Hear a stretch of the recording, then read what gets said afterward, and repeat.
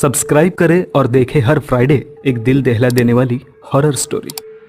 बिना घबराए bell icon press करना ना भूलें।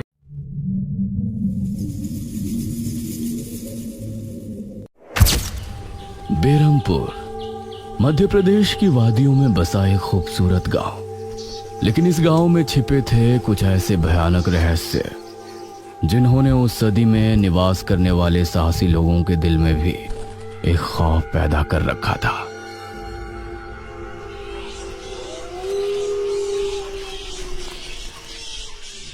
आज तो बहुत दिनों के बाद मित्रों से मिलना हो रहा है, बहुत आनंद आएगा। अरे मदन, कहाँ जा रहा है इस समय? पिताजी, मेरे मित्रों से इतने दिनों बाद मिलना हो रहा है। वो सुबह होने पर वापस नगर चले जाएंगे। अरे तुझे पता नहीं क्या, आज शनिवार की रात है। आज के दिन निशिर मोलो गांव में घूमते हैं। पिताजी, चाहे निशिर मोलो आए या नरकासुर, मुझे आज मेरे मित्रों से मिलने से कोई नहीं रोक सकता। ठीक है, लेकिन ध्यान रहे, जैसे ही तुमको उनके कदमों की आहट सुनाई दे और उनका वो मंत्र जिसको वो दोहराते हुए आगे बढ़ते हैं, तो उन्हें बिना देखे किसी ऐसी जगह छिप जाना जहां से ना वो तुमको देख सके ना तुम उनको। और जब तक उनकी आवाज आना बंद ना हो जाए, उनके सामने नहीं आना। वो 4 भयानक आदमी होते हैं जो अपने कंधों पर एक ताबूत को उठाए होते हैं, और अगर कोई उन्हें देख ले तो वो जिंदा नहीं बचता। मुझे पता है पिताजी, अब मैं चलता हूँ। यह कहकर मदन घर से निकल गया, लेकिन उसके पिता के चेहरे पर उसकी फिक्र साफ नजर आ रही थी। निशिर मोलो आ जाएंगे और साथ ले जाएंगे। ऐसा लगता है कि हमारे गांव के लोग अभी भी दूसरी सदी में जी रहे हैं। वो तेज तेज कदमों के साथ आगे बढ़ रहा था। कुछ देर बाद उसे जंगल की तरफ एक पगडंडी वाला रास्ता नजर आया। यहां से जाऊंगा तो जल्दी पहुंच जाऊंगा, यहीं से आगे बढ़ता हूं। बिना ज्यादा सोचे वो जंगल के अंदर बने उस पगडंडी वाले रास्ते पर आगे बढ़ गया।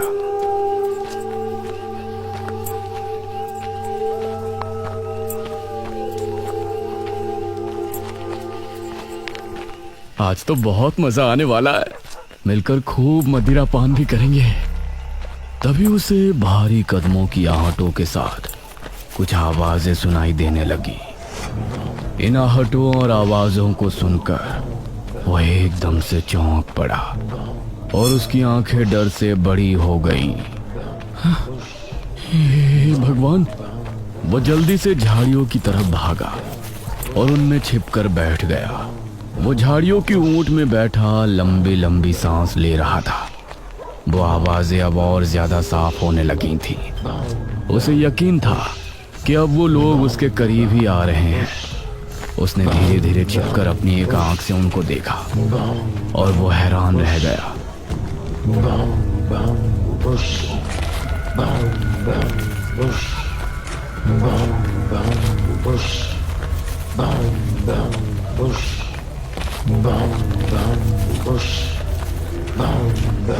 हे भगवान, मैंने इन्हें देख लिया। हाँ। मदन पूरी तरह से झाड़ियों में छिप गया और कुछ देर अपनी सांस तक रोके वहां छिपा रहा। फिर उसने धीरे से झांक कर देखा तो अब वो लोग कहीं नजर नहीं आ रहे थे। हाँ, लगता है चले गए। वो वहां से निकला और दोनों तरफ देखा तो वहां कोई नजर नहीं आया। हाँ, शुक्र है भगवान। उसने एक कदम बढ़ाया ही था कि तभी उसे फिर से वही आवाजें अपने ठीक पीछे से सुनाई देने लगी। उसने एक झटके से पलटकर देखा तो वो चारों ताबूत वाले शख्स ठीक उसके पीछे खड़े थे।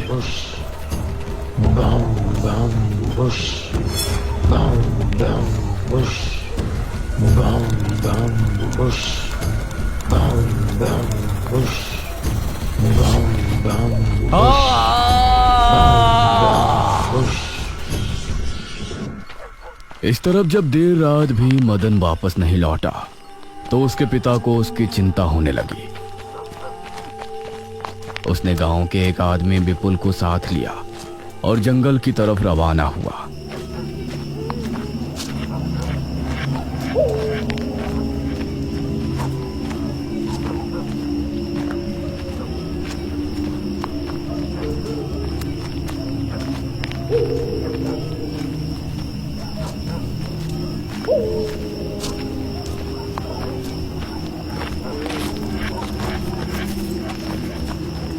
काफी देर बाद एक बरगद के पेड़ के पास जाकर उनके कदम रुक गए और आंखें खौफ से फट पड़ी। उन्होंने मदन को रहस्यमयी परिस्थिति में पाया। उसके चेहरे पर डर और आंखों में खौफ ऐसा नजर आ रहा था कि जैसे उसने हादसे से पहले बहुत ही भयानक मंजर देखा हो। मदन! 400 साल बाद अंधेरा जंगल, सुनसान रास्ता, चारों तरफ सिर्फ पेड़ पौधे और कोहरा। मेघना उनके बीच अकेली खड़ी थी। कोई है क्या? यहाँ कोई है? उसने कुछ कदम आगे बढ़ाए। उसके सवाल का कोई जवाब तो उसे नहीं मिला, लेकिन कुछ टपकने की टप टप की आवाज अब उसे बराबर आ रही थी। मैं यहाँ क्या कर रही हूँ? कौन लाया है मुझे यहाँ पर? वो खुद को वहां पाकर बहुत परेशान थी। तभी उसने देखा कि कोई चीज उड़ती हुई उसी की तरफ आ रही है। वो उसे हैरानी से देखने लगी। पास आने पर पता चला कि वो कोई विशालकाय भयानक पक्षी था। बचाओ! मेघना उससे बुरी तरह से डरकर भागने लगी और वो उसका पीछा कर रहा था। मेघना ने उसे पीछे पलटकर देखा तो वो उसको पकड़ने ही वाला था, लेकिन तभी मेघना एक पेड़ से टकराई। उसने देखा कि उस पेड़ से हरे रंग का पानी टपक कर नीचे गिर रहा था। मेघना उस हरे पानी को गौर से देख रही थी। तभी अरे ओ मेघना, उठ जा यार, कब तक सोएगी? मेघना आंखें मलते हुए नींद से जागी। उसने देखा कि सुबह के 9 बज चुके थे। ओह शिट, हम तो लेट हो गए। तूने मुझे उठाया क्यों नहीं? मेघना अपनी एक पार्टनर इशिता के साथ दिल्ली में रह रही थी, जहां वो एक लैब में काम किया करती थी। दोनों ने साथ नाश्ता किया और फिर तैयार होकर अपनी लैब के लिए निकल गई।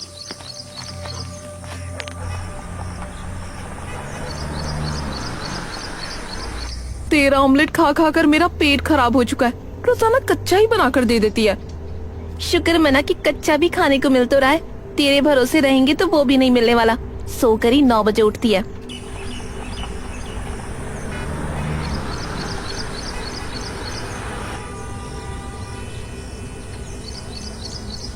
ये दोनों लैब में पहुंची और वहां जाते ही इशिता के पास प्रोफेसर जयदेव की कॉल आई।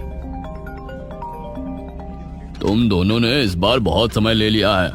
जो एंटीडोट बनाने का काम तुमको दिया था वो पूरा करोगे या नहीं? प्रोफेसर साहब, बस ये समझ लीजिए कि काम हो नहीं वाला है। आप हमें 3 दिन का समय और दीजिए। ये कहकर उसने कॉल काट दिया। तो इतने दिनों से प्रोफेसर को घुमा रही है। आखिर तू ये एंटीडोट तैयार करेगी कैसे? ये सुनकर इशिता ने एक किताब निकाली।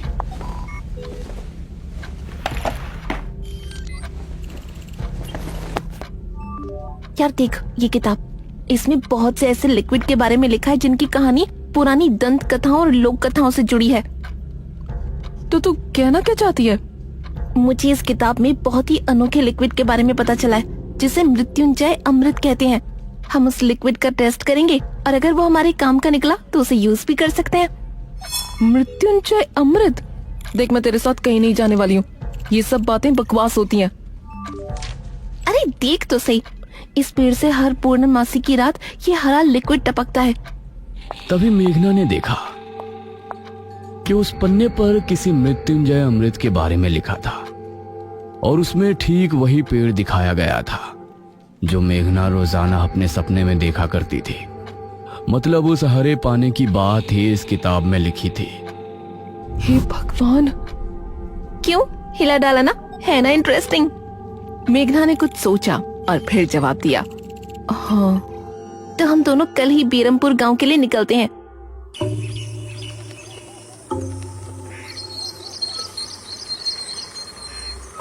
ये दोनों अगली सुबह ही बस से बेरमपुर के लिए निकल गई।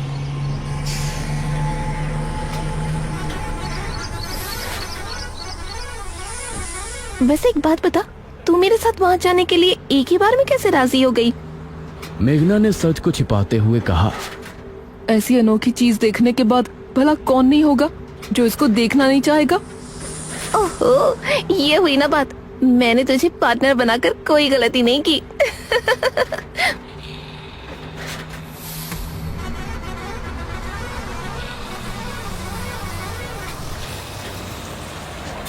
ये दोनों 5 घंटे के सफर के बाद एक जगह उतरी। इनके ठीक सामने एक बड़ा सा गेट था जिस पर नाम लिखा था बेरमपुर। इशिता और मेघना ने जैसे ही गेट के अंदर कदम रखा तो अचानक से मौसम बदला। सूरज मानो बादलों के पीछे छिप गया और एक हवा अपने साथ आंधी ले आई। अरे वाह, गांव का मौसम तो बहुत ठंडा है। इधर गांव के लोग भी अचानक बदलते मौसम को देखकर हैरान रह गए। अरे ये क्या, अभी तक तो काफी गर्मी थी, ये अचानक आंधी कहाँ से आ गई? मुखिया जी, लगता है बारिश भी जरूर आएगी। इधर मेघना और इशिता दोनों ही गांव की तरफ बढ़ रही थी। यार, ये गांव के लोग ठीक तो होंगे ना? गांव के लोग तो ठीक ही होते हैं, अजीब तो हम शहर वाले होते हैं। ये बात तो तूने बिल्कुल पते की कही। इशिता और मेघना दोनों गांव के चौक पर पहुंची। वहां एक कुआं भी था और वहीं मुखिया भी 2 आदमियों के साथ खड़ा था। अरे बच्चियों, तुम दोनों कौन हो? अब नमस्ते जी, मेरा नाम इशिता है और ये है मेरी दोस्त मेघना। अच्छा बेटा, वैसे हमारे गांव में किस वजह से आना हुआ? वो असल में ओ अंकल, हम लोगों को अपनी स्टडी के लिए 5 गांवों के बारे में लिखना है, इसलिए हम लोग यहाँ आए हैं। इसके बाद और 4 गांवों में जाएंगे। ओह अच्छा, फिर तो ठीक है बच्चों, हम तुम्हारी जितनी हो सके उतनी मदद करेंगे। जी अंकल, क्या हमें यहाँ कुछ दिन के लिए रहने के लिए कोई घर मिलेगा किराए पर? अरे बच्चों, तुमको किराए की घर की क्या जरूरत है? तुम दोनों जब तक चाहो मेरे ही घर में रह सकती हो। ठकुराइन वैसे भी लड़कियों से बहुत प्यार करती है। जी शुक्रिया अंकल।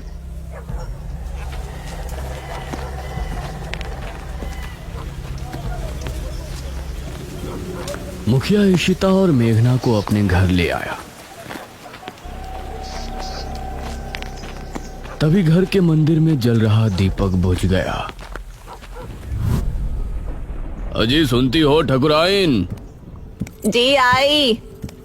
ठकुराइन कमरे से बाहर आई। नमस्ते आंटी। नमस्ते बेटा। ओ जी, ये प्यारी प्यारी बच्चियाँ कौन है? ये दोनों शहर से अपनी पढ़ाई के सिलसिले में आई हैं। हमारे गांव के बारे में लिखना चाहती हैं। वो क्या होता है रे, वो रिसर्च करने आए हैं। तभी वहां पर एक और लड़का आया। क्या कहा? हमारे गांव पर रिसर्च? इशिता और मेघना ने उसे देखा। भला हमारे बेवकूफ गांव में आपको क्या मिल सकता है? ये सुनकर इशिता और मेघना हैरान रह गई। चुप करो अनुज, ऐसे कोई अपने गांव में बोलता है क्या? ये मेरा बेटा है अनुज। अनुज ने मेघा और इशिता की ओर देखा और उन्हें हाथ जोड़कर नमस्ते किया। नमस्ते बेटा अनुज, जरा इन दोनों को वो खाली कमरा दिखा दो जो तुम्हारे कमरे के बराबर में है। ठीक है पिताजी। आओ देवियों। देवियों? अनुज कॉरिडोर से होते हुए उनको कमरा दिखाने ले जाने लगा। इसी समय गांव के मंदिर में बैठा पुजारी भगवान की आरती कर रहा था। तभी अचानक से दिया बुझ गया। ये संकेत तो ठीक नजर नहीं आ रहे। हे प्रभु, रक्षा करना। वैसे आप लोगों को रिसर्च करने के लिए यही गांव मिला था?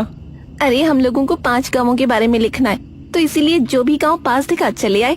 इसके बाद और किसी गांव में जाएंगे। अच्छा, वैसे यहाँ कुछ ऐसा है जो कि रहस्यमय या ऐतिहासिक हो? हाँ है ना, एक राजमहल। राजमहल यहाँ? हाँ, 400 साल पहले जो यहाँ के राजा हुआ करते थे, उनका महल। वैसे अनुज, क्या तुम हमें उस महल में लेकर चलोगे? हाँ, तुम लोग जाना चाहोगी तो जरूर। तो ठीक है, रात को जब सब सो जाएंगे तो हमें वहाँ ले चलना। यह सुनकर मेघना इशिता को हैरानी से देखने लगी। रात के समय तुम लोग मजाक तो नहीं कर रहे? नहीं, हम तो चलने को तैयार हैं। तुम्हें डर लग रहा है तो बताओ। मेरा गांव है ये, मुझे क्यों डर लगेगा? ठीक है, ले चलूंगा, लेकिन पिताजी को और माँ को पता नहीं चलना चाहिए। ग्रेट। तो बताओ किस टाइम आ रहे हो? 12 बजे तक पिताजी और माँ दोनों सो जाएंगे। मैं उसी समय तुम लोगों को ले आऊंगा। हाँ सही है। ये कहकर अनुज ने उन्हें कमरे में छोड़ा और वहां से चला गया। ये क्या? हम तो उस मृत्युंजय अमृत के बारे में पता करने आए थे ना। अब हम ये राजमहल क्यों जा रहे हैं? अरे उसको सीधा पूछते तो उसे शक हो जाता ना। आज हम राजमहल चलते हैं और फिर कल उसे जंगल जाने को कहेंगे और वहाँ जाकर बातों ही बातों में उसे मृत्युंजय अमृत के बारे में पूछेंगे। ये सही है। इस तरफ गांव के लोग मौसम के बदलती ठंड से बहुत हैरान थे। पुजारी बार बार आसमान की तरफ देख रहा था, जहां उसे काला अंधेरा इधर उधर घूमता हुआ नजर आ रहा था। करीब 12 बजे जब मुखिया और उसकी पत्नी गहरी नींद में थे, तो अनुज कमरे से निकला। अरे लगता है आ गया। इशिता ने उठकर दरवाजा खोला। हाय अनुज। तुम लोग तैयार हो? हाँ चलो, हम तो रेडी हैं। तो चलो। अनुज इनको लेकर घर से निकला और इन्होंने 2 गलियां पार कर ली थी। उफ, तुम्हारे गांव में हवा इतनी ही ज्यादा चलती है क्या? रोज तो नहीं चलती, लेकिन शहर की 2 लड़कियों के साथ लगता है उनके शहर का प्रदूषण भी आंधी के रूप में साथ आ गया। कुछ देर चलने के बाद ये तीनों एक बड़े से राजमहल के सामने खड़े थे, जिसे देखकर मेघना को कुछ याद आने लगा। ऐसा लगता है कि इस राजमहल को मैंने पहले कहीं देखा है। ये है राजमहल राजा सूरजभान का। वाकई में काफी आलीशान है। यह कहते हुए इशिता ने अपने कैमरे में उसकी एक फोटो ली। हमें खिड़की से अंदर जाना पड़ेगा, इसका दरवाजा सालों से जाम है। ये तीनों एक खिड़की के रास्ते राजमहल में पहुंचे और वहां की हर एक चीज मेघना को जानी पहचानी लग रही थी। इस तरफ गांव में आंधी का बहाव बढ़ने लगा था। सभी अपने अपने घरों में आराम से सो रहे थे।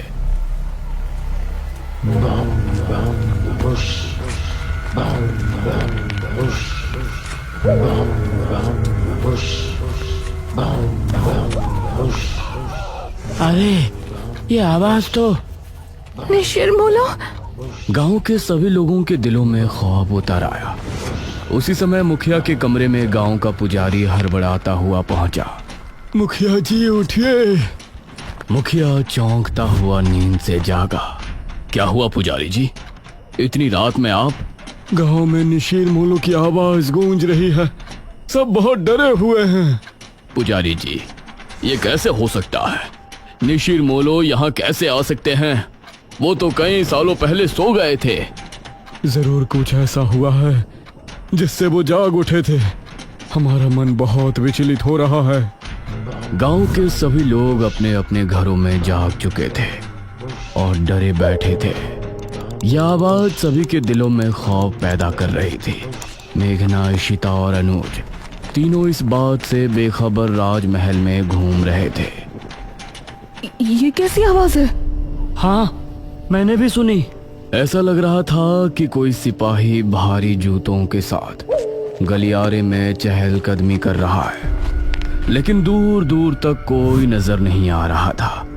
उसी समय गांव के 2 आदमी संपत और कप्ता जंगल की सरहद पर बैठे हुए जुआ खेल रहे थे। अरे संपत यार, चल घर चलते हैं, अब बहुत समय हो गया।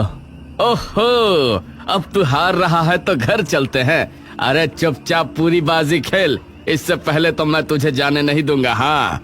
यह सुनकर कप्ता फिर से उसके साथ पत्ते बांटने लगा। उन दोनों को यह आवाज सुनाई दी। तेज आंधी की हवाओं में उनकी आंखें बहुत मुश्किल से खुल रही थी। उन दोनों ने देखा कि सामने से 4 आदमी अपने कंधों पर एक ताबूत उठाए मंत्र पढ़ते हुए चले आ रहे हैं। संपत और कप्ता इससे पहले कुछ करते, वो चारों आकर उनके सामने रुक गए। हवा का रुख थोड़ा कम हुआ। वो चारों अपनी लाल चमकती आंखों से संपत और कप्ता को घूर रहे थे। इधर इशिता, मेघना और अनुज को एक दरवाजा खुलने की तेज आवाज सुनाई दी और वो चौंक पड़े। न जाने उस दरवाजे से कौन निकला, जिसको देखकर ये तीनों चौंक पड़े। वहीं संपत और कप्ता के सामने खड़े वो चारों शख्स जो कि निशुर मोलो थे। उनके कंधों पर रखा ताबूत खुल गया और उसके खुलते ही संपत और कप्ता की चीख पूरे गांव के लोगों ने सुनी, जिसे सुनकर सभी गांव के लोग डर गए। ये किसकी चीख थी जी? निशिर मोलो, ये चीख किसी अनहोनी की संकेत थी। निशिर मोलो आखिर कौन है? क्या है मृत्युंजय अमृत? और क्या संबंध है मेघना का इन सब से? इन सभी सवालों के जवाब जानने के लिए हमारे साथ जुड़े रहिए इस कहानी के अगले भाग में भी।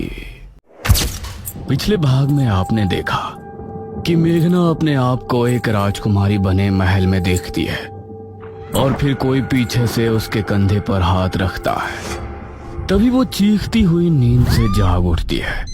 अब आगे। अरे क्या हुआ मेघना? मेघना की सांसें तेज तेज चल रही थी। उसके माथे पर पसीना आ गया था। कुछ बोल तो, क्या हुआ? बहुत ही अजीब सपना देखा यार। देख, मुझे लगता है तो इस गांव की झूठ मूठ की हिस्ट्री के बारे में ज्यादा ही सोच रही है। हम लोग बस मृत्युंजय अमृत का सैंपल लेते हैं और निकलते हैं यहाँ से, ठीक है? इस पर मेघना ने हल्के से हाँ में सर हिलाया। लेकिन सच कहा जाए तो असल में वो अपने साथ हो रही और इस गांव में घट रही हर एक घटना का रहस्य जानना चाहती थी। सुबह सुबह चीखना चिल्लाना बंद करो और दोनों हाथ मुंह धोकर नाश्ते के लिए आ जाओ। ये कहकर ठकुराइन वहां से चली गई। ये औरत बहुत ही खड़ूस है। एक बार हमारा काम हो जाए, इस गांव को मुड़कर भी नहीं देखना मुझे। ये दोनों फ्रेश होकर नाश्ता करने पहुंचे तो अनुज ने उठकर मेघना के लिए चेयर पुल अप की। आओ मेघना, बैठो। ये देखकर ठकुराइन ने मुंह बना लिया और इन सभी ने मिलकर नाश्ता किया। अनुज बेटा, तुम जल्दी से हमारे साथ चलो, हमें तांत्रिक महाराज को लेने के लिए जाना है। ठीक है पिताजी। ये कहकर मुखिया ने ईशिता और मेघना की तरफ देखा। बच्चियों, तुम दोनों बाहर नहीं जाना, ठीक है?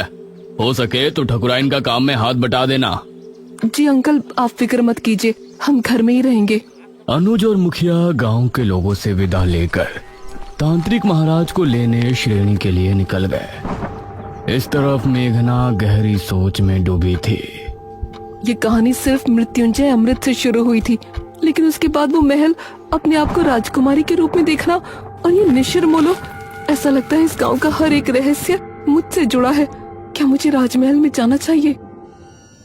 करीब 6 घंटे के सफर के बाद मुखिया और अनुज तांत्रिक महाराज के आश्रम पहुंचे, जहां उनका एक शिष्य बैठा हुआ था। प्रणाम। जी प्रणाम। तांत्रिक महाराज कहाँ है? अभी कुछ देर पहले आते तो उनसे भेंट हो जाती। महाराज अभी कुछ क्षण पहले ही बेरमपुर गांव के लिए निकल गए थे। यह सुनकर मुखिया और अनुज हैरान रह गए। हमारे गांव? हम तो महाराज को लेने के लिए आए थे। हमारे आने से पहले ही वो कैसे निकल गए? उन्हें किसने सूचना दी कि हमें उनकी जरूरत है? बाबा का अपने हर एक शिष्य से गहरा संबंध है। उनको दूर बैठे ही उनके बारे में सब कुछ पता चल जाता है। धन्य हो तांत्रिक महाराज। इसका मतलब है कि उनको पहले ही आभास हो गया था कि छोटे तांत्रिक की मृत्यु हो गई है, इसीलिए वो हमारे गांव के लिए निकल गए। पिताजी, अब हमें भी चलना चाहिए। तांत्रिक महाराज तो हमसे पहले गांव पहुंच जाएंगे। हाँ बेटा, चलो। धन्यवाद।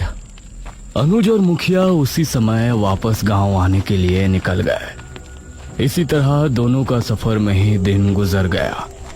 इस तरफ शाम होने पर गांव में डर का माहौल छा गया। सभी लोग चौक पर जमा हुए गांव के मुख्य द्वार की तरफ ही देख रहे थे। हे भगवान, मुखिया जी कहाँ रह गए? रात हो गई है, कहीं निशिर मोलो ना आ जाए। इसी तरह से 7 बजे का घंटा बजा और मौसम फिर से बदल गया। सभी ये देखकर डर गए। मेघना, ईशिता और ठकुराइन भी सभी के साथ वहां खड़ी थी। तभी उन्होंने मुख्य द्वार से किसी के कदमों की आहट सुनी और धीरे धीरे आंख से साफ हुआ तो सामने से तांत्रिक महाराज आते हुए नजर आए। अरे ये तो तांत्रिक महाराज हैं। उन्हें देखकर सभी लोग खुश हो गए। तांत्रिक महाराज की जय हो, तांत्रिक महाराज की जय हो। सभी ने तांत्रिक महाराज के आगे हाथ जोड़कर नमन किया। तांत्रिक महाराज, ये और मेरा बेटा अनुज कहाँ है? वही आपको लेने के लिए गए थे ना? ठकुराइन, हमारे शिष्य की मृत्यु की सूचना हमें रात ही मिल गई थी, इसलिए हम स्वयं ही यहाँ आने के लिए निकल गए थे। उनसे हमारी भेंट नहीं हुई। हे भगवान, तो ये कहाँ रह गए? अब हम आ गए हैं, आप लोगों को डरने की जरूरत नहीं है। मुखिया और अनुज भी वापस आ ही जाएंगे। महाराज, आप जो भी करना है आप ही को करना है। जब तक ये और अनुज नहीं आ जाते, आप हमारे घर चलकर आराम कर लें। ठकुराइन, हम तांत्रिक होकर बड़ी हवेली में नहीं रह सकते। आप लोग पुराने किले में हमारे ठहरने का प्रबंध कर दें। जैसा आप कहें महाराज। ये कहकर ठकुराइन ने गांव के लोगों से कहा, आप सभी मिलकर पुराने किले की अच्छी से सफाई कर दें और वहाँ रोशनी का भी अच्छा इंतजाम कर दें। ये सुनकर गांव के कुछ आदमी किले की तरफ निकल गए। बाबा वहीं चौक पर बैठे रहे। उन्होंने आंखें बंद की और ध्यान मग्न हो गए। शायद वो सोच रहे थे कि आखिर कैसे निशिरमोलो से निपटा जाए, और मेघना के दिल में भी कई सवाल उठ रहे थे। तकरीबन 1 घंटे तक किले की सफाई का कार्य चला और तभी अनुज और मुखिया भी वहां पहुंच गए।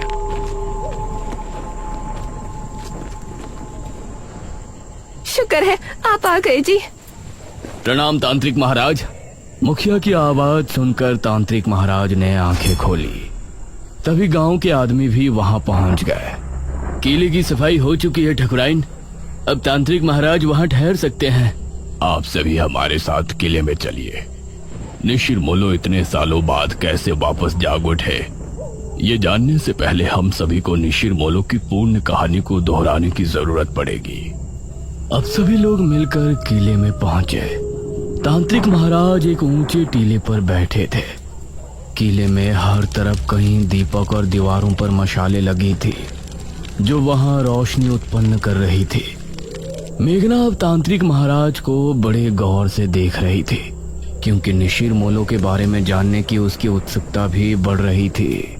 ये बात सन 1626 की है। उस समय हमारे नगर में महाराज विश्वजीत का शासन था। विश्वजीत की रानी का देहांत हो गया था और उनकी एक राजकुमारी थी, राजकुमारी मेघालय। महाराज, नगर में फैली महामारी अब और बढ़ चुकी है। अब इससे नहीं निपटा गया तो राज्य पूरी तरह से बर्बाद हो जाएगा। इस महामारी से निपटने का बंदोबस्त हम अवश्य करेंगे मंत्री जी। उसी समय एक आदमी वहां पहुंचा। महाराज की जय हो। जी, कौन है आप? महाराज, हम आपके पड़ोसी राज्य बल्लभगढ़ के राजा इंद्रसेन के दूत हैं। उन्होंने आपको शीघ्र ही मिलने बुलाया है। उनका कहना है कि आपके राज्य पर जो संकट आया है उससे निपटने में वो आपकी सहायता करना चाहते हैं। पिताश्री, हमें नहीं लगता कि वो हमारी इस महामारी से निपटने में कोई सहायता कर सकते हैं। हमें स्वयं ही कुछ करना पड़ेगा। समस्या गंभीर है राजकुमारी, हमें एक बार अवश्य ही उनसे मिलना चाहिए। हम आज रात ही उनके राज्य के लिए निकलते हैं। ठीक है पिताश्री, इस महामारी का जो भी हल निकले आप शीघ्र ही वापस आने की कोशिश करें, क्योंकि अगर आप इस बीमारी का इलाज नहीं ढूंढ पाए तो हमें ही कुछ करना होगा। अवश्य राजकुमारी। महाराज अपने रथ में बैठ बल्लभगढ़ के लिए निकल गए। रथ में उनके साथ सेनापति थे और 2 घोड़सवार सिपाही पीछे आ रहे थे। उनका रथ इस समय जंगल के रास्ते से गुजर रही थी।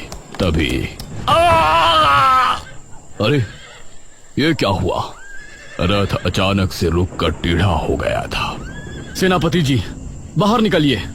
महाराज और सेनापति बाहर निकले तो देखा रथ का पहिया गड्ढे में फंसा है और चटक भी गया है। अरे ये क्या हुआ? अब जंगल में इस रथ का पहिया कौन ठीक करने आएगा? क्षमा करें महाराज, हम अभी इसे ठीक कर देंगे।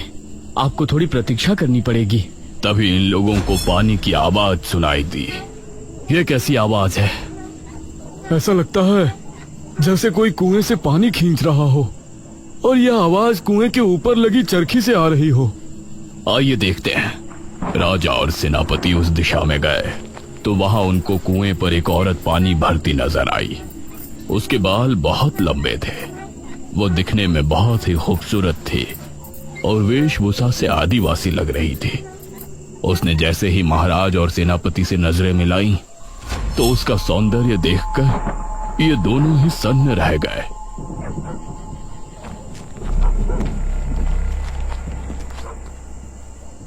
अरे आप तो हमारे महाराज लग रहे हैं। प्रणाम महाराज। प्रणाम। क्या नाम है आपका? मेरा नाम दमयंती है महाराज। यहाँ पास ही मेरी कुटिया है। आप इस समय जंगल में? असल में हम पड़ोसी राज्य के लिए निकले थे। हमारा रथ खराब हो गया है तो इसीलिए हम जंगल में भटक रहे हैं। महाराज तो आप हमारी कुटिया में चलिए। यहाँ भटकना ठीक नहीं है। जब तक रथ ठीक नहीं हो जाता आप वहाँ रुक सकते हैं। ये दोनों दमयंती के साथ उसकी कुटिया में चले गए और फिर दमयंती ने दोनों को पीने के लिए पानी दिया। कितनी सुंदर है ये। अगर ये हमारी पत्नी बन जाए तो जीवन धन्य हो जाए। कितनी सुंदर स्त्री है। अगर ये हमारी पहली महारानी बन जाती तो कितना अच्छा होता। लेकिन हम एक महाराज होकर इसके सामने अपना प्रस्ताव रखें और इसने ठुकरा दिया तो इससे हमारा बहुत अपमान होगा। दमयंती दोनों को देखकर मुस्कुराने लगी।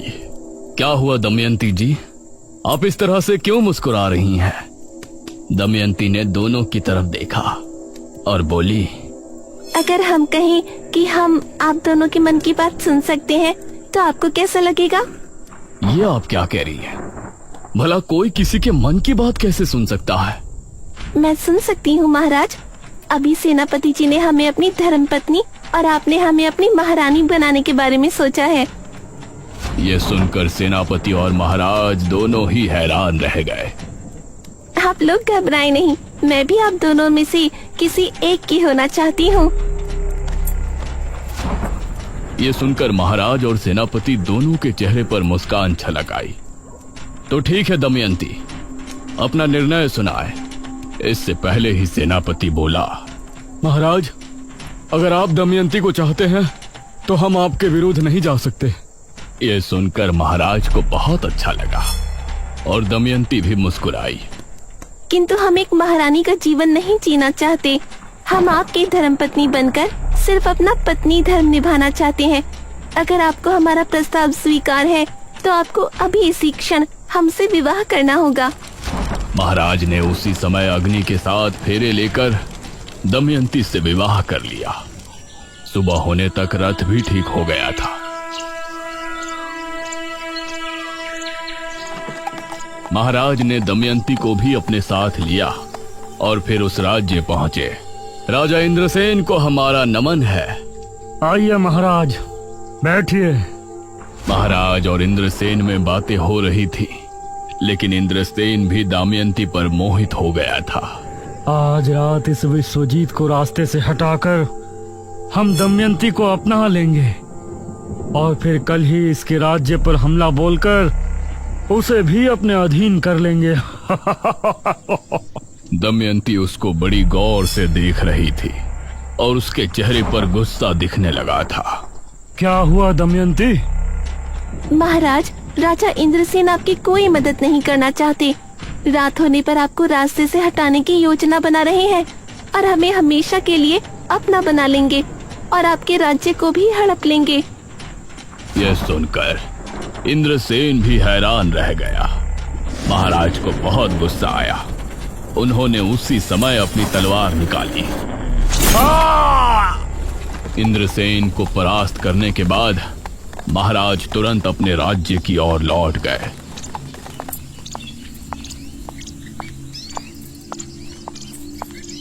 राजकुमारी बहुत चिंता में थी। प्रणाम पिताश्री। क्या बताया इंद्रसेन ने? क्या उस महामारी का कोई हल निकला? इंद्रसेन ने हमें बहाने से वहां बुलाया था। वो हमें मारना चाहते थे। वो तो धन्य हो दमयंती का जो इन्होंने हमें बचा लिया। राजकुमारी को महाराज की बात जरा भी समझ में नहीं आई। उसने दमयंती को घूर कर देखा।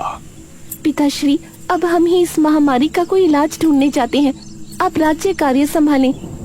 दमयंती राजकुमारी को बहुत ही रहस्यमय मुस्कान के साथ देख रही थी।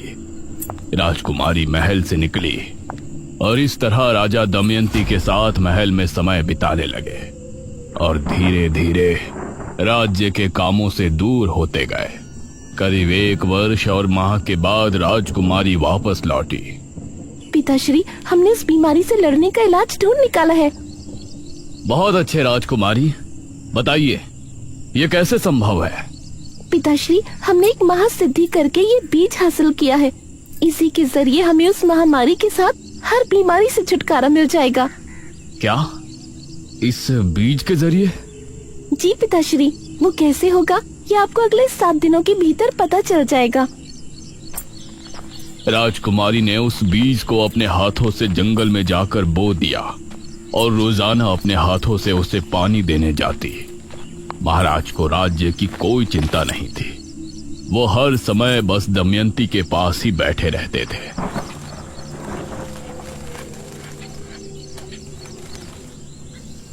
सात दिनों के बाद राजकुमारी महाराज, मंत्री और सेनापति को लेकर जंगल पहुंची। उन्होंने पाया कि पेड़ बहुत ही हरा भरा हो गया है और उससे हरे रंग का पदार्थ टपक रहा है। ये क्या चमत्कार है राजकुमारी? पिताश्री, ये मृत्युंजय अमृत है। इसकी 3 बूंद पीने से बड़े से बड़ा रोग दूर हो जाता है। हम इसके जरिए राज्य में फैली महामारी का खात्मा कर सकते हैं। वाह राजकुमारी, बहुत अच्छे। उसके बाद राजकुमारी ने अपने राज्य के सभी बीमार लोगों को वो मृत्युंजय अमृत देना शुरू किया और अगले 2 माह में वो महामारी राज्य से पूरी तरह से खत्म हो गई। राजकुमारी इससे खुश भी थी, लेकिन महाराज के दमयंती के करीब जाने और हर दम चिपके रहने से चिंता में भी थी। तभी एक दिन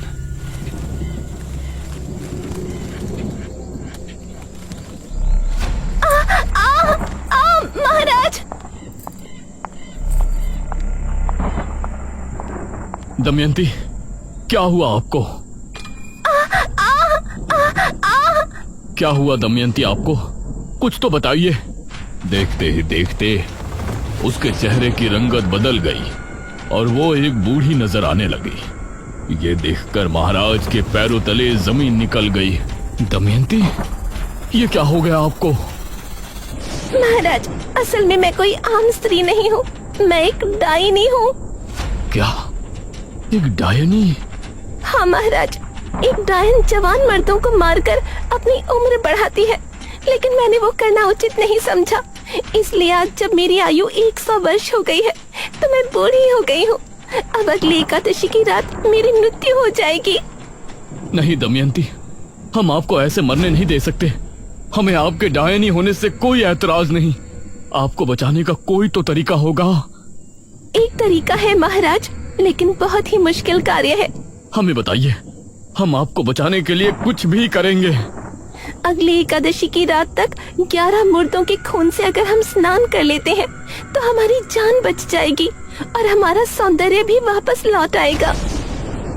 महाराज ने अब दमयंती को बचाने का प्रयास शुरू किया। राज्य में जब भी किसी की मौत होती तो उनके घरों से उनकी लाश को उठवा लिया जाता था और इसी तरह 10 लाशों के खून से दमयंती को नहला दिया गया था। इससे परेशान होकर मंत्री ने राजकुमारी को सब बताया। राजकुमारी, राज्य में हाहाकार मचा हुआ है। महाराज दमयंती को जवान बनाने के लिए मृत लोगों के शव का अंतिम संस्कार नहीं होने दे रहे हैं।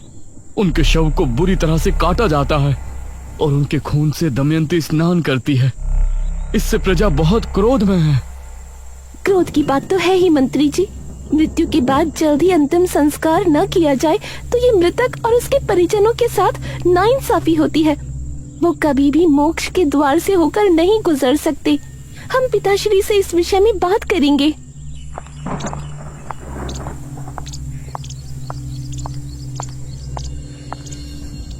राजकुमारी ने महाराज से बात की, लेकिन उनके सर पर दमयंती को बचाने का भूत सवार था। जो लोग पहले ही मर चुके हैं उनके शव को किसी के जीवन के लिए इस्तेमाल करना गलत नहीं है राजकुमारी। गलत तब होता जब हम जिंदा लोगों की बलि देते। आप हमें रोकने की कोशिश ना करें। राजकुमारी महाराज के व्यवहार से बहुत चिंता में थी। वहीं गांव के लोग भी अब इससे छुटकारा चाहते थे। अरे बहुत हो गया, अब हम गांव के लोग महाराज का ये अत्याचार नहीं सहेंगे। हाँ, हमारे मृतकों को हक है कि उनका अंतिम संस्कार किया जाए। लेकिन हम लोग महाराज से कैसे लड़ेंगे? कैसे रोकेंगे उनके सिपाहियों को? एक उपाय है, जब भी गांव में किसी की मृत्यु होगी तो हम कोई भी शोक समारोह नहीं करेंगे। इससे महाराज के सिपाहियों को किसी भी मौत की खबर नहीं होगी। आधी रात के समय हम में से 4 लोग उस शव को ले जाकर चुपचाप शमशान में उनका अंतिम संस्कार कर दिया करेंगे। सिर्फ 4 लोग, बाकी सभी अपने अपने घरों में शांतिपूर्ण होंगे। गांव के लोगों को यह सुझाव अच्छा लगा। उन्होंने गांव के 4 आदमियों को नियुक्त किया। उस समय अर्थी को कंधा देने वाले लोगों को मोला कहा जाता था।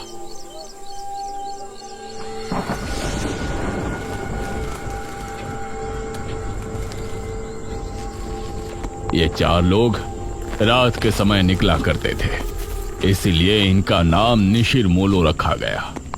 अब जब भी कोई मृत्यु होती तो 4 कथई लिबास वाले आदमी निशिर मोलो बन के उस शव को कंधा देते और उसका चुपचाप अंतिम संस्कार करके वापस गांव को लौट आते। समझ नहीं आ रहा, पूरे 15 दिन हो गए, अभी तक किसी के घर कोई मृत्यु नहीं हुई है। ऐसा कैसे हो सकता है? अगले दिन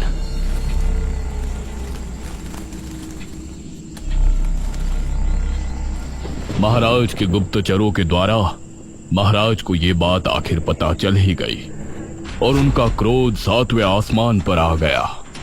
वो जो भी 4 लोग हैं, हम उनको मार कर ही दम लेंगे।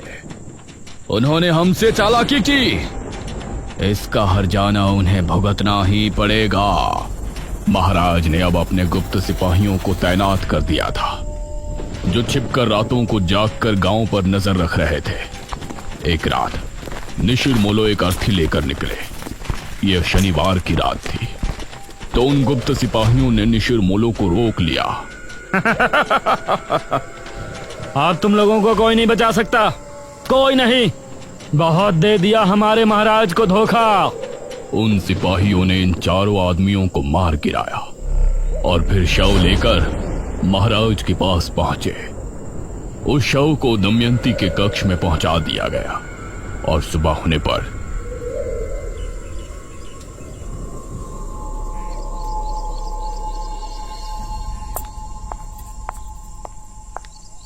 दमयंती कक्ष से बाहर निकली अपने उसी खूबसूरत जवान अवतार में।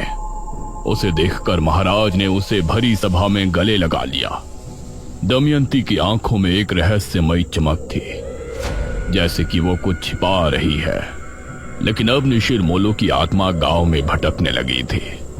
वो 4 आत्माएं अपने कंधे पर ताबूत उठाए हर शनिवार की रात गांव में भटकती थी। उस समय उन आत्माओं को जो भी दिखाई देता वो समझती कि ये राजा के सिपाही है जो उनको रोकना चाहते हैं, इसीलिए वो उसको अपने साथ ले जाती। इतना कहकर तांत्रिक महाराज चुप हो गए। सभी गांव के लोग ये कहानी सुनकर हैरान थे और मेघना को तो जैसे अब अपने सपनों से जुड़ी कुछ बातें समझ में आने लगी थी। हे भगवान, मतलब जो निशिर मोलो आज हमारी जान के दुश्मन है, वो कभी हमारी रक्षा किया करते थे। हाँ, उनकी इसमें कोई गलती नहीं है। उनकी अकाल मृत्यु की वजह से वो ऐसा करते हैं। उनको नहीं पता कि उनकी मृत्यु हो चुकी है। वो तो अभी भी अपने काम को अंजाम देने की कोशिश कर रहे हैं। बाबा, आगे की कथा में क्या हुआ? वो राजकुमारी महाराज और दमयंती? आगे क्या हुआ और निशिर मोलो को कैसे रोका गया और अब वो अचानक क्यों 400 साल बाद वापस आ गए हैं, ये कहानी जानने के लिए हमें बेरमपुर पुराण को पढ़ने की आवश्यकता है, जो कि 400 साल पहले की राजमहल के किसी गुप्त कक्ष में रखवाया गया था। बेरमपुर पुराण? अब इसका पता हमें कैसे चलेगा बाबा? वो बेरमपुर पुराण राजमहल में कहाँ है, ये जानने के लिए मुझे एक अनुष्ठान करना पड़ेगा। जो कि मैं इसी किले में बैठकर करूंगा। ध्यान रहे, उस समय सभी अपने अपने घरों में होंगे। कहीं ऐसा ना हो कि इस बार भी निशिर मोलो ये अनुष्ठान रोकने के इरादे से गांव में आए। निशिर मोलो कौन है ये तो हमने जान लिया है, लेकिन इन सब का मेघना से क्या संबंध है? निशिर मोलो उसके आने से कैसे जाग उठे, राजा के साथ क्या हुआ और दमयंती असल में क्या है? इन सभी सवालों के जवाब जानने के लिए हमारे साथ बने रहिए निशिर मोलो के अगले पार्ट में। पुजारी अभी भी मुखिया के घर पर ही मौजूद था। जब निशिर मोलो की आवाज आना बंद हो गई तो सभी लोग एक एक करके घर से बाहर निकले। मुखिया और ठकुराइन भी पुजारी के साथ घर से बाहर निकल आए। मुखिया जी, अब हमें तांत्रिक बाबा को खबर कर देनी चाहिए। हाँ पुजारी जी, लेकिन पहले पता तो चले कि निशिर मोलो ने किसी को अपना शिकार बनाया है या फिर वो ऐसे ही चले गए। इस तरह राजमहल में इशिता, मेघना और अनुज तीनों उस दरवाजे की तरफ हैरानी से देख रहे थे जो अभी खुला था। उसके अंदर से काला लबादा पहने कोई बाहर निकला, जिसके हाथ में एक अजीब सा दिखने वाला गुड्डा था। कौन? वो कुछ और बोला नहीं और लंबी लंबी भयानक सांसें लेने लगा।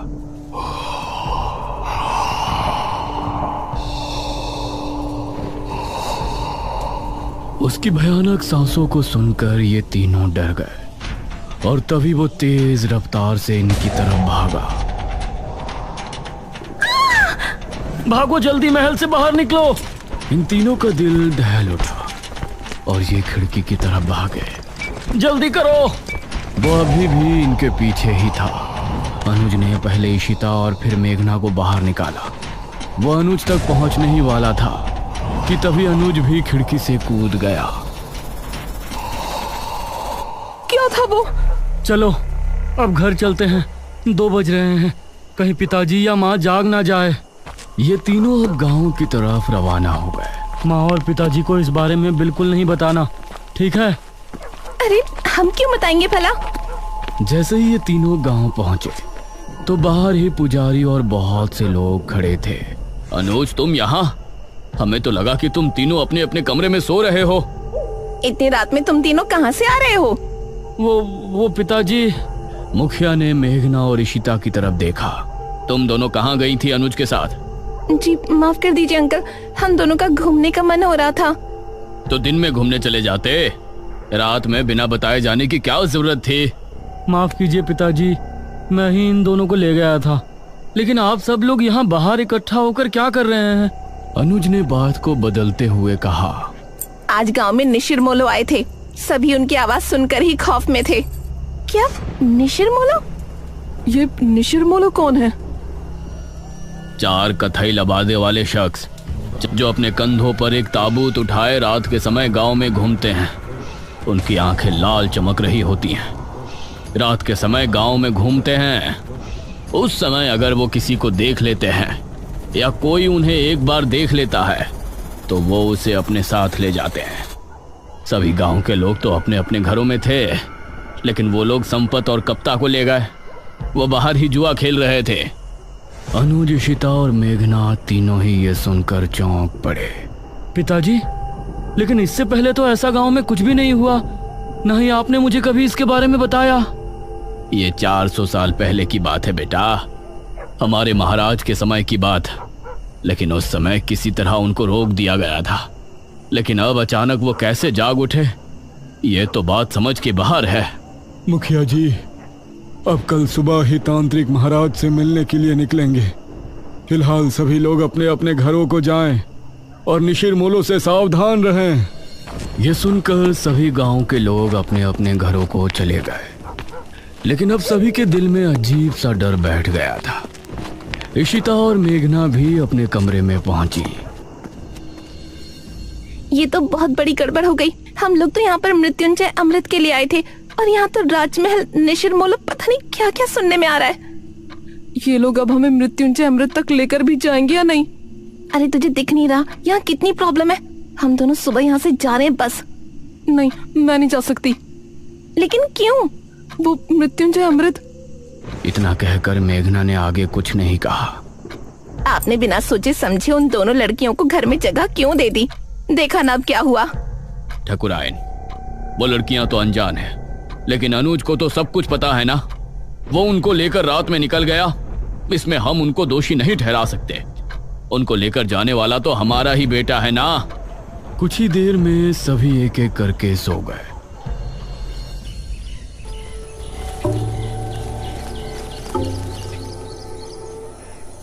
सुबह ठकुराइन ने दरवाजे पर दस्तक दी।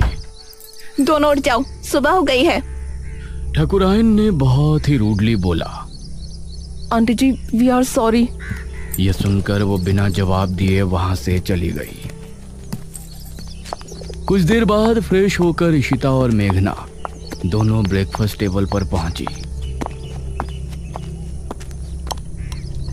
Good morning uncle. Good morning aunty. आओ बैठो बच्चों, नाश्ता करो।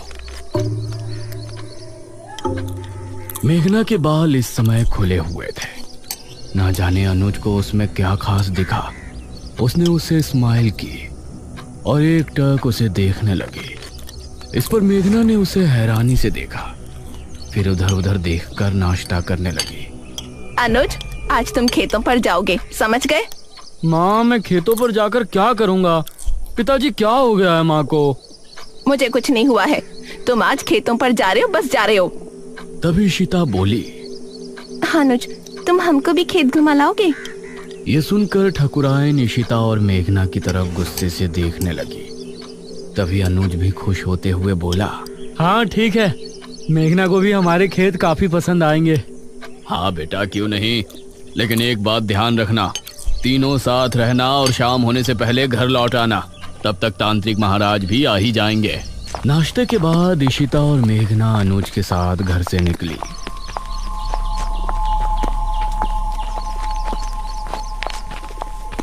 तुम अंकल आंटी के सामने मुझे ऐसे क्यों घूर रहे थे? तुम सच में शहर से ही हो ना? क्यों, कोई शक है? शहर की लड़की होती तो अब तक समझ जाती कि मैं उस पर लाइन मार रहा हूँ। वो मतलब स्लिप हो रहा हूँ। अनुज, उसे ऐसे मजाक बिल्कुल पसंद नहीं। ओ अच्छा। अच्छा ठीक है, सॉरी, लेकिन वो मजाक नहीं था। ये सुनकर मेघना भी हल्के से मुस्कुरा दी। ये लोग अब घने जंगल में पहुंच चुके थे। वैसे अनुज, यहाँ आने से पहले हमने कुछ सुना था। क्या सुना था? यही ना कि हमारे गांव के लोग एक नंबर के बेवकूफ है। अरे नहीं, किसी मृत्युंजय अमृत के बारे में कहा जाता है कि उसको पीने से बड़ा रोग दूर हो जाता है। ये सुनकर अनुज ने इशिता और मेघना दोनों को घूर कर देखा। तो तुम लोग यहाँ मृत्युंजय अमृत की तलाश में आई हो? नहीं, वैसे वो झूठ नहीं तो सीधा बोलना था ना। बेकार में राजमहल जाकर मुझे भी माँ से डांट पड़वा दी।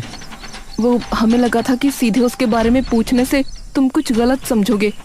वैसे ये इशिता पूछती तो लगता, लेकिन तुम पूछती तो नहीं लगता। ये कहकर अनुज मुस्कुराने लगा और इस बार मेघना के चेहरे पर भी मुस्कान छलक आई। तो क्या तुम हमें उसके बारे में बता सकते हो? उसकी कहानी बहुत ही अजीब है, मुझे पूरी नहीं पता। तो बताओ ना, मुझे सुनना है। जितनी पता है उतनी बता दो। ये बात मुझे दादाजी ने बताई थी। सन 1600 में एक बहुत बड़ी महामारी फैली थी। जवान बूढ़े सभी की तबीयत बिगड़ती और फिर कुछ ही दिनों में उनकी मौत हो जाती। उस समय जो राजा था उसे इसकी बहुत चिंता सता रही थी और राजा की चिंता देखकर उनकी बेटी राजकुमारी बहुत चिंता में थी। जब ठीक 4 साल उस महामारी को गुजर गए तो राजकुमारी रहस्यमय तरीके से गायब हो गई। गायब? वो कैसे? वो कहीं चली गई थी। राजा ने उन्हें बहुत ढूंढा लेकिन वो कहीं नहीं मिली। उसके बाद ठीक 1 साल 1 महीने बाद राजकुमारी लौटी और अपने साथ वो एक बीज लेकर आई थी। महाराज ने उनसे सवाल किया कि कहाँ थी, तो उसने कोई जवाब नहीं दिया। उसके बाद उस बीज को बोया गया और उससे ये बरगद का पेड़ उगा और इस बरगद के पेड़ से ये मृत्युंजय अमृत, इसको पीने से राज्य में आई महामारी खत्म हो गई।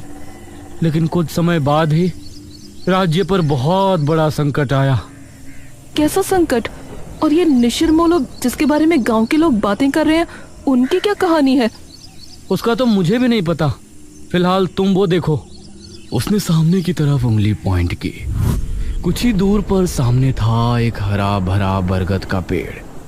उसे देखते ही मेघना हैरान रह गई। ये वही पेड़ था जो उसे सपने में दिखाई देता था, और अब उसका वो सवाल और भी गहरा हो गया था कि ये पेड़ उसको सपने में क्यों दिखाई देता है। ओ माय गॉड, ये पेड़ तो बहुत बड़ा है। यही मृत्युंजय अमृत का पेड़ है। हाँ, और क्या? लेकिन इससे तो अमृत टपक ही नहीं रहा। वो अमृत तो सिर्फ पूर्णमासी और एकादशी की रात ही कुछ देर के लिए टपकता है। हर समय थोड़ी ना वो गिरता रहेगा। ओह, तो ये बात है। हाँ, अगर तुमको उसे देखना है तो तुम लोग पूर्णमासी तक यहाँ रुक जाओ। ये कहकर अनुज मुस्कुराया। मुझे मेघना के साथ थोड़ा और समय बिताने का भी बहाना मिल जाएगा। हम रुक तो सकते हैं। फिलहाल आप अपनी मम्मी जी को समझाओ। तुमने देखा नहीं सुबह कितना गुस्सा थी वो हमसे। उनका बस चलता तो वो हमें तभी घर से निकाल देती। अरे माँ है ना, तो फिक्र तो होगी ही, लेकिन बेफिक्र रहो, मेरे आगे कोई नहीं बोलता। तुम लोग बेझिझक यहाँ रुक सकते हो। हाँ ठीक है, वैसे भी हम लोग मृत्युंजय अमृत देखने से पहले तो नहीं जा सकते। लेकिन वो आदमी जो हमें राजमहल में नजर आया था, वो कौन था? इस पर अनुज ने मेघना से नजरें मिलाई। पागल। पागल? What do you mean? देखो, उस वक्त उसे देखकर तो मैं भी डर गया था, लेकिन अब सोचता हूँ कि कोई पागल ही होगा जो बेचारा उस राजमहल में सो रहा होगा। हमने उसकी नींद खराब कर दी तो उसी वजह से हमारे पीछे भागा होगा। मेघना को इस बात में सहमति नहीं नजर आई। वो कोई पागल तो हो नहीं सकता। उसका पहनावा भी आज के टाइम का नहीं लग रहा था। इशिता ने पेड़ की कुछ फोटो खींची और ये लोग खेतों पर पहुंचे। ये काफी देर तक साथ घूमे और इनके बीच बातें भी खूब हुई। अनुज की बातें अब मेघना को भी अच्छी लगने लगी थी, लेकिन वो अपने सपने और इस गांव के रहस्यों के बारे में ज्यादा सोच रही थी। शाम होने से पहले ये तीनों गांव वापस पहुंच गए।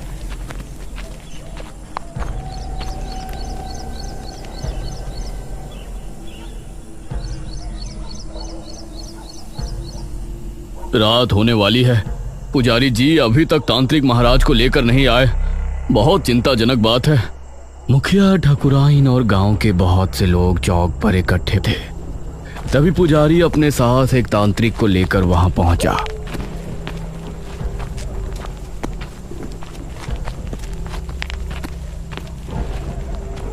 प्रणाम बाबा।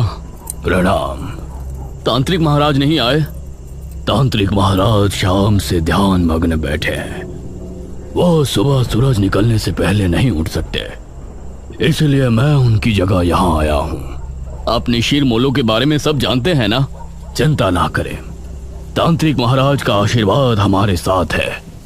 हम आपकी समस्या का निवारण करने की पूरी कोशिश करेंगे।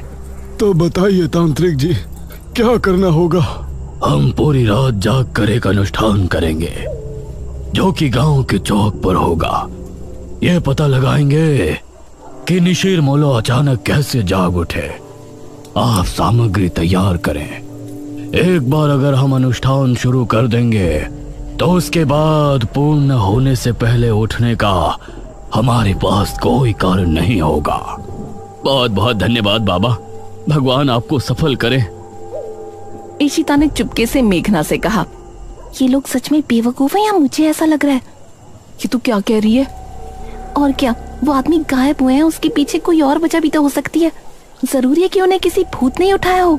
निशिर मोलो, चुप कर।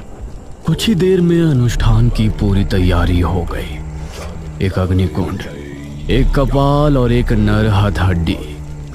उसके आसपास 4 धूप बत्तियों से धुआं निकलकर वातावरण को शुद्ध कर रहा था। आप सभी अपने अपने घरों में जाएं और अनुष्ठान के सफल होने की प्रार्थना करें। हवा फिर से तेज हो गई थी। चौक पर सिर्फ तांत्रिक और पुजारी नजर आ रहे थे। मेघना और इशिता खिड़की से तांत्रिक को देख रहे थे। मुखिया अनुज और ठाकुराइन सोफे पर बैठे थे। अरे मेघना, क्या कर रही हो वहाँ? आकर बैठो ना, कुछ नहीं होने वाला इन लोगों से। अनुज, तुम खुद किसी को नहीं मानते तो मानने वाले का मजाक भी मत बनाओ। अभी ये लोग बातें कर ही रहे होते हैं कि तभी भारी कदमों के साथ 4 निशिरमोलों की आवाज जैसे ही गूंजना शुरू हुई, गांव के सभी लोगों का दिल बुरी तरह से दहल गया।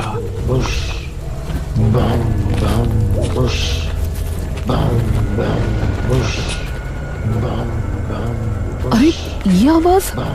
ये सुनकर मुखिया भी बुरी तरह से डर गया। जल्दी से सभी खिड़की दरवाजे बंद कर दो, कोई बाहर नहीं झांकेगा। उसे इस तरह से डरा हुआ देखकर इशिता और मेघना भी हैरान रह गए। हे भगवान, निशिरमोलो फिर से आ गए। 400 साल पहले तो ये सिर्फ शनिवार की रात्रि में ही आया करते थे। उनकी आवाज सुनकर पुजारी और तांत्रिक भी डर गए थे, लेकिन तांत्रिक ने मंत्र पढ़ना जारी रखा। बाबा, ये निशिरमोलों की आवाज कैसे आ रही है? तांत्रिक ने उसका कोई जवाब नहीं दिया। पुजारी भी डर गया था, इसलिए वो भी चुपचाप मंदिर की तरफ रवाना हो गया। वो आवाजें अब तेज होती जा रही थी। मेघना ने जल्दी से खिड़की को बंद कर दिया। इधर पुजारी मंदिर की तरफ बढ़ ही रहा था कि तभी उसको सामने से निशिरमोलो आते हुए नजर आए। पुजारी उन्हें देखकर बेहद डर गया और खौफ भरी आंखों से उन्हें देखता रहा। ताबूत खुलते ही और उसके बाद सब कुछ सन्नाटे में बदल गया। हे भगवान, ये तो पुजारी जी की आवाज है। इसका मतलब है निशिरमोलो ने पुजारी जी को भी। पिताजी, उनकी आवाजें तो अभी भी आ रही हैं। हे भगवान, पता नहीं क्या होगा। तांत्रिक बाबा की रक्षा करना। तांत्रिक अभी भी बैठा हुआ अनुष्ठान कर रहा था। उसको सामने से निशिरमोलो आते हुए नजर आए। उन्हें देखकर तांत्रिक की आंखों में भी खौफ उतर आया। निशिरमोलो उसके सामने आकर रुक गए और एकदम शांत हो गए। तांत्रिक ने उन्हें देखने के बाद भी अनुष्ठान जारी रखा। आवाज आनी बंद हो गई, लगता है वो चले गए पिताजी। नहीं, अभी कुछ देर अंदर ही रहो। जब तक तांत्रिक महाराज खुद नहीं कह देते, कोई बाहर नहीं जाएगा। तभी तांत्रिक बाबा की एक दर्दनाक चीख फिजा में गूंजी।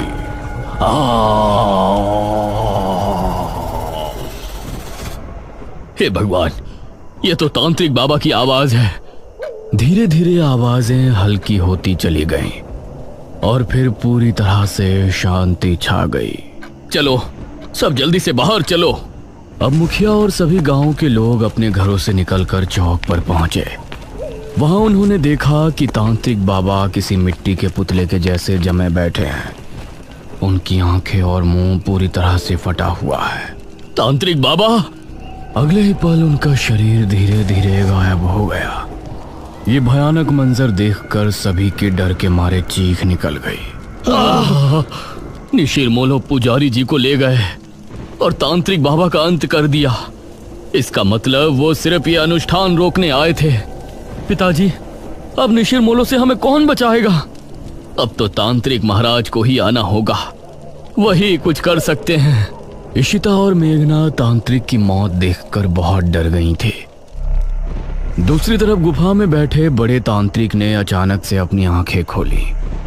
उनके चेहरे पर चिंता की लकीरें साफ नजर आ रही थी। निशिरमोलो का ये रूप, उसने हमारे शिष्य का भी अंत कर दिया। अब हमें खुद वहां जाना होगा, वरना प्रलय आ जाएगा। उस रात जब मेघना सो रही थी तो उसे एक सपना आया। वो एक राजकुमारी वाली वेशभूषा में एक सुनसान जंगली इलाके में घूम रही है। दूर दूर तक कोई नजर नहीं आ रहा है। तभी कोई पीछे से उसके कंधे पर हाथ रखता है। हाँ? मेघना चौंकते हुए पीछे मुड़कर देखती है और उसके मुंह से चीख निकल जाती है।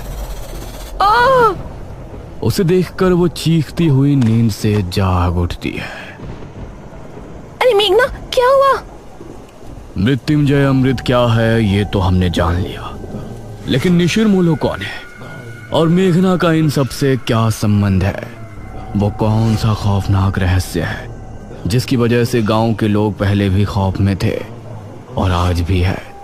इन सभी सवालों के जवाब जानने के लिए हमारे साथ बने रहिए निशिरमोलो के तीसरे भाग में।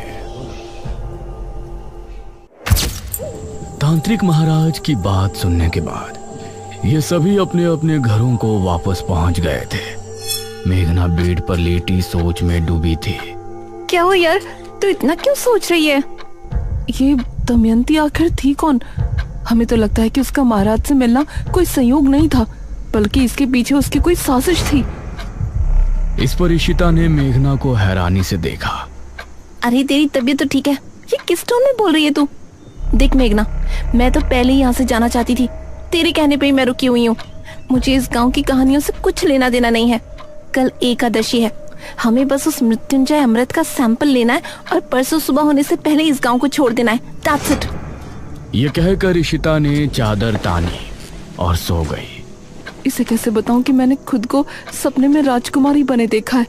मुझे अपने सपनों का पूरा रहस्य जानना है, मैं यहाँ से नहीं जा सकती।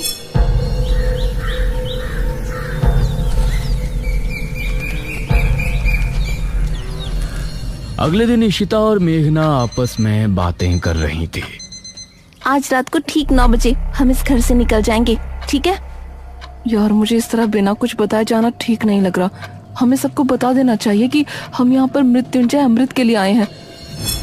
तभी दरवाजे पर दस्तक हुई।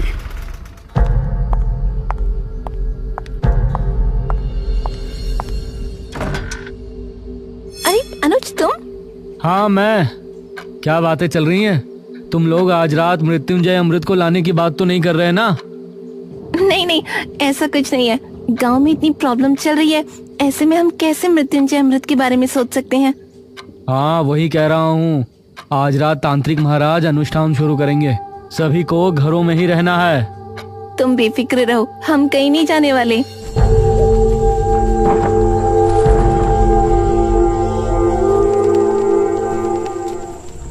रात होने पर तांत्रिक महाराज ने अनुष्ठान की तैयारी शुरू की। उनके साथ किले में मुखिया और गांव के 2 आदमी मौजूद थे। वहीं अनुज और उसकी माँ हवेली पर अपने कमरे में बैठे थे। माँ, मेघना और इशिता को भी यहाँ बुला लूं? कहीं उन दोनों को डर लग रहा हो। इस पर ठकुराइन ने अनुज को घूर कर देखा। मैं सब समझ रही हूँ, तुम उस शहरी लड़की पर लट्टू हो रहे हो। माँ, बस वो जहाँ है उसे वहीं रहने दो, न जाने कब यहाँ से जाएगी। मेरा बस चले तो मैं अभी उसे इस घर से निकाल दूं। उस समय इशिता और मेघना घर के पिछले दरवाजे से निकल रही थी।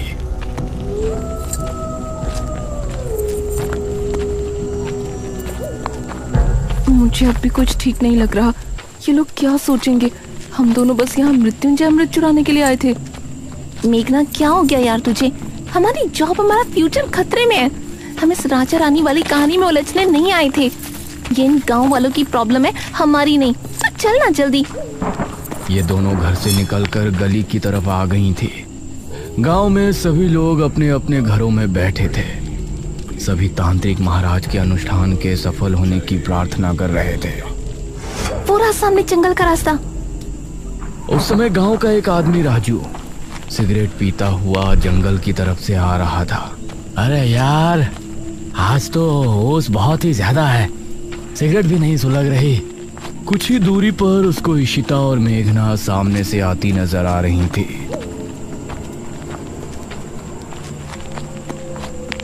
अरे वाह, यह तो वही शहरी हसीनाएं हैं जो मुखिया के घर ठहरी हैं। इनसे जान पहचान बढ़ाने का यह अच्छा मौका है।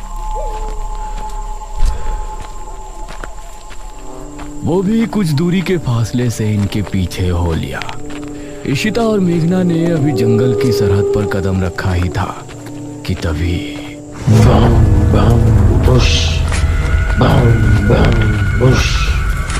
इसे सुनकर ये दोनों चौंक पड़ी। अरे ये तो वही आवाजें हैं, निशिरमोलो। और राजू भी इस आवाज को सुनकर डर गया। हे भगवान, निशिरमोलो। राजू का दिल दहल उठा। उसने पाया कि वह आवाज ठीक उसके पीछे से आ रही है। उसने जैसे ही पलटकर देखा तो निशिर मोलो ठीक उसके सामने थे। एक पल को राजू की सांसें मानो रुक सी गई। तभी ताबूत अपने आप खुल गया। उससे दो भयानक हाथ निकले जिन्होंने राजू को ताबूत के अंदर खींच लिया। राजू की चीख सुनकर ऋषिता और मेघना दोनों ही बेहद डर गईं। मैंने पहले ही कहा था ना, आज जंगल जाना ठीक नहीं होगा। यार बहस मत कर, जल्दी चल, हम वापस घर चलते हैं। इस तरफ तांत्रिक महाराज अनुष्ठान को शुरू कर चुके थे। वो आंखों को बंद किए लगातार मंत्रों का जाप कर रहे थे। मुखिया और वो दोनों आदमी उनसे कुछ ही दूरी पर थे। भागो जल्दी, कहीं निशिर मोलो हमें देख ना ले। इशिता और मेघना दोनों अब डरी हुई हालत में आगे बढ़ रही थी, लेकिन वो आवाज कम होने के बजाय और बढ़ती जा रही थी। माँ, मैं यहाँ क्या करूँगा? मैं भी किले पर जा रहा हूँ। हो सकता है पिताजी को मेरी जरूरत हो। अरे भूल गए क्या, किसी को भी बाहर नहीं निकलना है। अरे मुझे कुछ नहीं होगा। वैसे भी निशिर मोलो की आवाज अभी तक नहीं सुनाई दी। मुझे नहीं लगता कि वो आ जाएंगे। ये कहकर अनुज अपनी माँ की बात काटते हुए घर से निकल गया। इस तरफ तांत्रिक महाराज भी अपनी आंखें बंद किए ध्यान मग्न थे। तांत्रिक महाराज ने खुद को एक अंधेरी जगह पर पाया। क्या यहाँ कोई है? सामने से कोई जवाब नहीं आया और तांत्रिक महाराज के पास एक तितली आकर रुकी। वो तितली अंधेरे में चमक रही थी। वो कुछ देर उनके पास रुकी रही और फिर एक तरफ चली गई। तांत्रिक महाराज भी अब उसके पीछे हो लिए। काफी देर तक चलने के बाद वो तितली जमीन पर बैठ गई। तांत्रिक महाराज ने पाया कि जमीन पर एक दरवाजा लगा हुआ है। वो तितली उस पर बैठते ही गायब हो गई। मेघना और इशिता को भागते हुए काफी समय हो गया था। किला इनके सामने ही था। सामने से अनुज भी आ रहा था। उसने इन दोनों को सामने से आता हुआ देखा। अरे हम मेघना और इशिता, ये तीनों एक दूसरे को देखकर हैरान रह गए। तुम दोनों यहाँ क्या कर रही हो? तुमको तो अपने कमरे में होना चाहिए था। मेघना कुछ कहती, लेकिन इससे पहले ही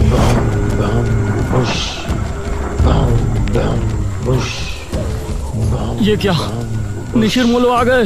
निशिर मोलो की आवाज सुनते ही ये तीनों बुरी तरह डर गए और अब किले के अंदर भी उनकी आवाज पहुंच रही थी। डरो नहीं, तांत्रिक महाराज ने पहले ही कहा था कि निशिर मोलो यहाँ जरूर आएंगे, लेकिन हमें डरने की जरूरत नहीं है।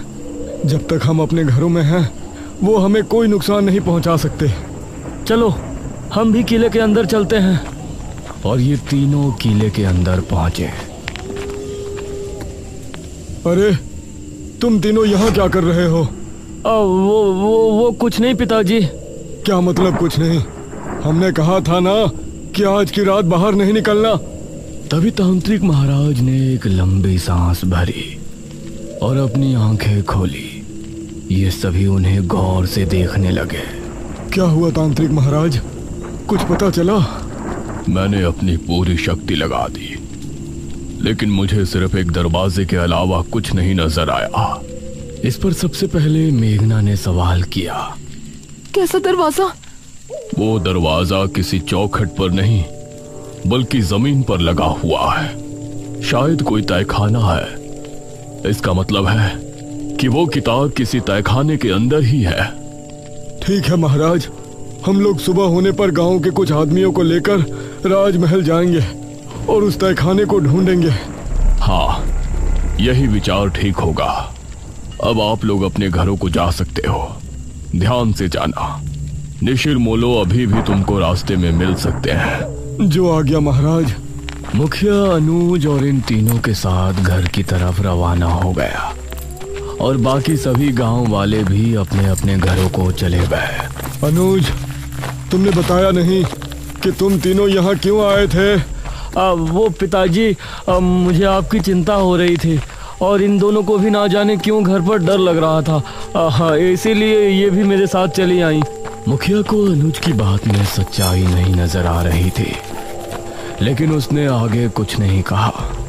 कुछ देर बाद ये चारों घर पर पहुंचे।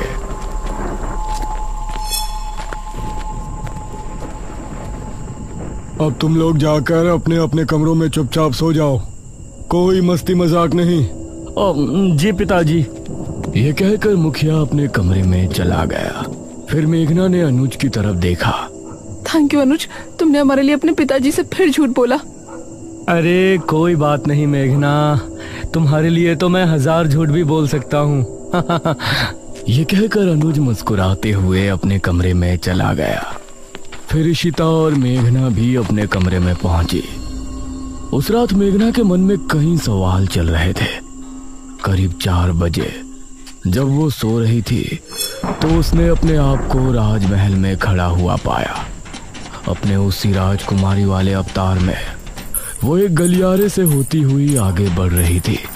सामने ही एक बड़ा सा दरवाजा नजर आ रहा था। वो उस दरवाजे से होती हुई अंदर पहुंची। सामने एक अलमारी थी।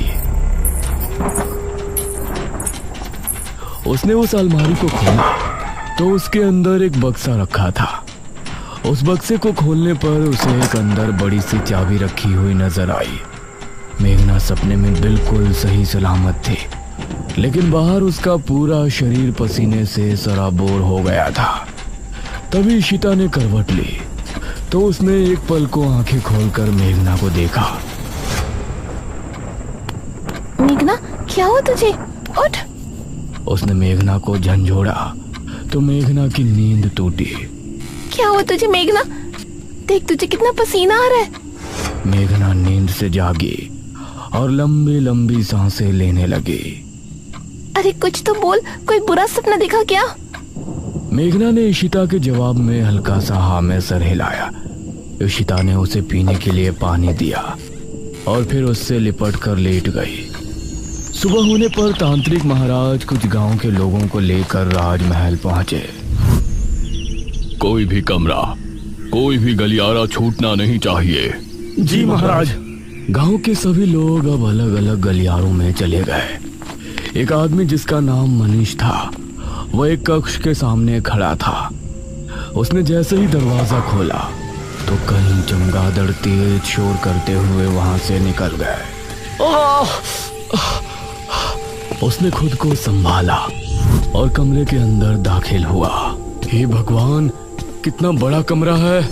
तभी उसे भारी कदमों की आहट सुनाई देने लगी।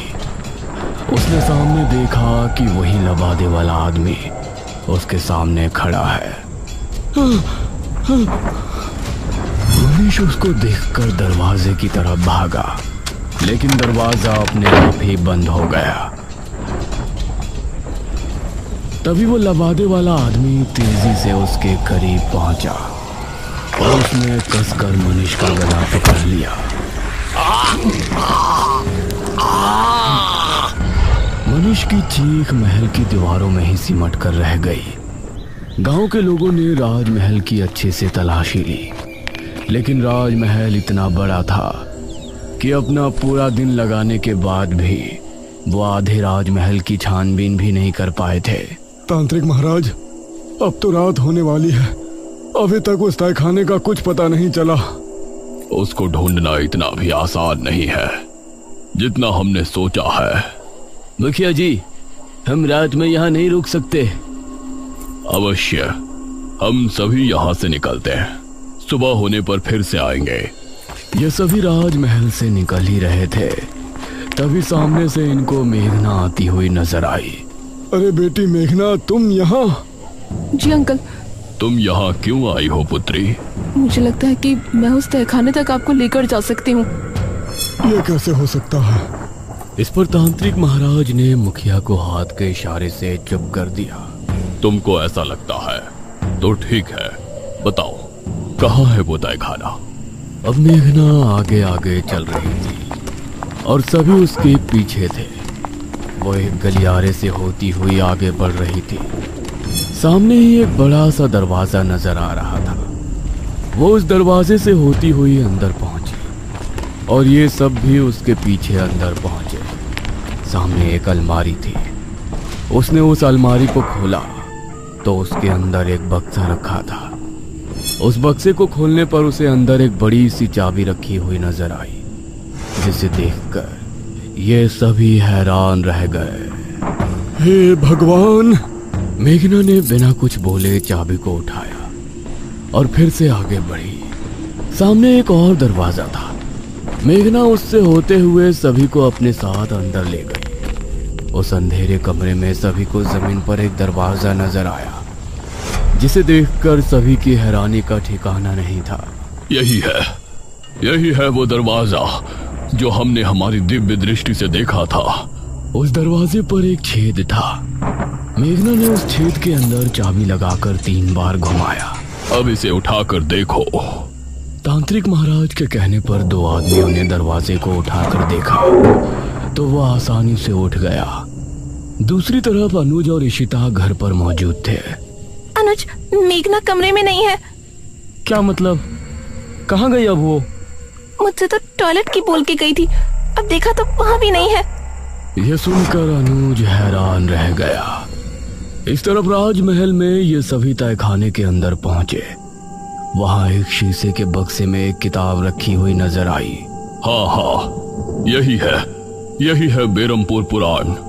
सभी किताब को देखकर खुश भी थे और हैरान भी। पुत्री, इसे उठाओ और फिर हम किले पर चलते हैं। मेघना ने जैसे ही किताब को बक्से से उठाया तो अजीब सा शोर उत्पन्न हुआ। यह कैसी आवाज है? तभी तहखाने के हर एक कोने से बिच्छू निकलकर इनकी तरफ आने लगे। सभी निकलो यहाँ से, जल्दी।